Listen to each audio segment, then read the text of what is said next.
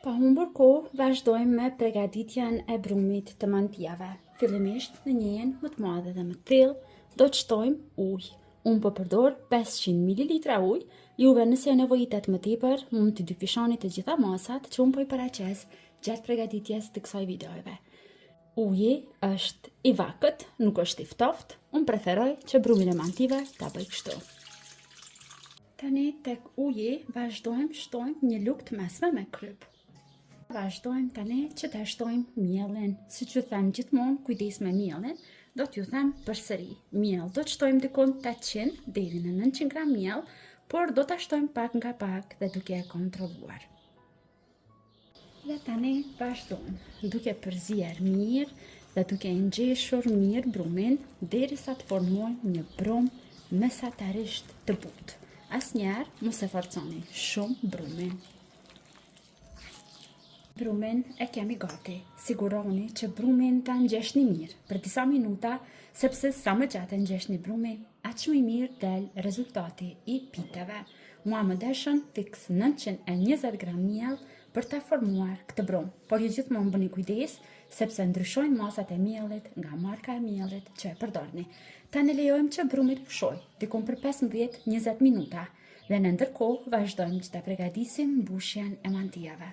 Në një tigan me pak gjalp të shkrirë, vazhdojmë dhe skuqim një qep të prerë imët. Ju mund të përdorni edhe vaj nëse keni dëshirë, por mua më pëlqen që në gatimet e mia të përdor gjalp. Tani tek qepa shtojmë 400 gram mish viçi të bluar dhe vazhdojmë që t'i fërgojmë të dyja bashk për disa minuta derisa të skuqen mirë.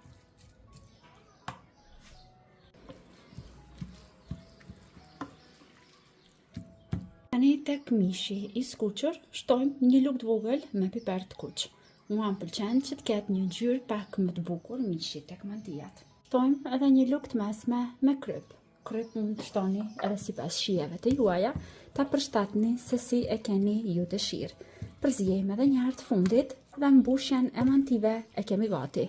Ju mund t'i mbushni me spinaq, me djathë, gjizë, me gjithçka sipas shijeve të juaja. Por mua më pëlqen që mantijat t'i mbush me mish. Dhe tani brumi ka pushuar mjaftueshëm, vazhdojmë dhe e punojmë. Tani në tavolinën e punës shtrojmë pak miell dhe vazhdojmë që ta ndajmë një herë në 2 pjesë të barabarta, pastaj në 4. Pra në total do të largojmë 8 kulaç.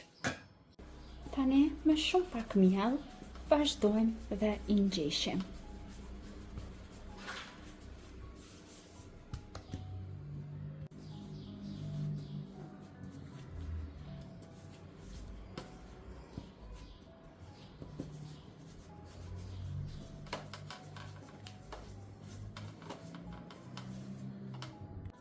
Vazhdojmë tani që t'i hapim të gjitha kulaçt një nga një.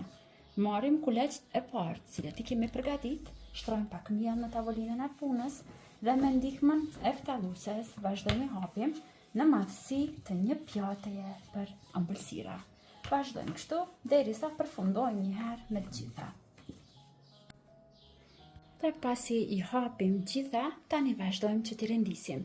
Për t'i lyer në mes, unë po përdor gjalp, sepse me gjalp ju bëhen shumë më të shkrifta dhe do të ndahen pastaj flet në flet. Mos e kurseni gjalpin, sepse gjalpi është ai që i bën më të mira. Ndoshta disa nga ju do thoni jo se shumë gjalp, por nuk është shumë.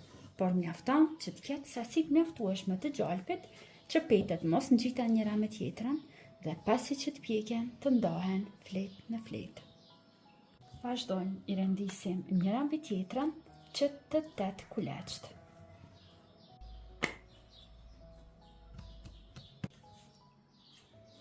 Dhe po vreni sa mirë është duke lshuar brumi, dhe unë se cilën kulaç që e rendis, vazhdoj dhe e tërheq me duar.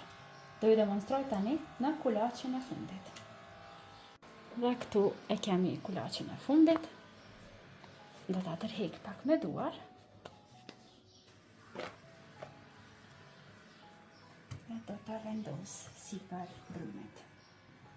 Pra nëse ngjishet brumi mirë, atëherë ju del ky rezultat. Tani vazhdojmë me hapjen. Nëse brumi juaj nuk ka shluar shumë, kështu si ky, do të lejoni që të pushoj dikon për 10 minuta. Por nëse ka pushuar mjaftueshëm, vazhdoni fillimisht të tërheqni pak me duar lehtë pjesët e qosheve.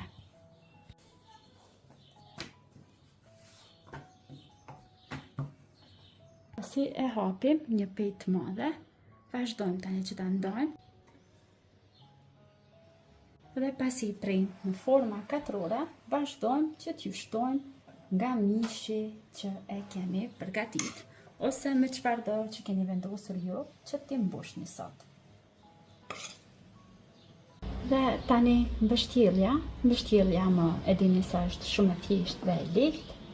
Thjesht 4 anët i lakojmë për brenda, duke i bërë kështu si bollçe mantia të vogla.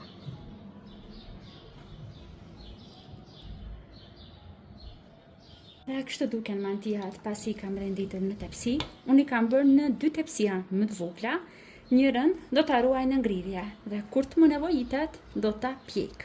Ndërsa tepsin tjetër do të vazhdoj që sipër ta lyej edhe me pak gjalp të shkrirë lehtë dhe ta pjek në furrë të parangrohur në 250 gradë, diku afërsisht 20 deri në 25 minuta. Po deshet mund t'i gatuan edhe ju në të njëjtën mënyrë, dhe një tepsi ta keni gati për kurdo që ju duhet.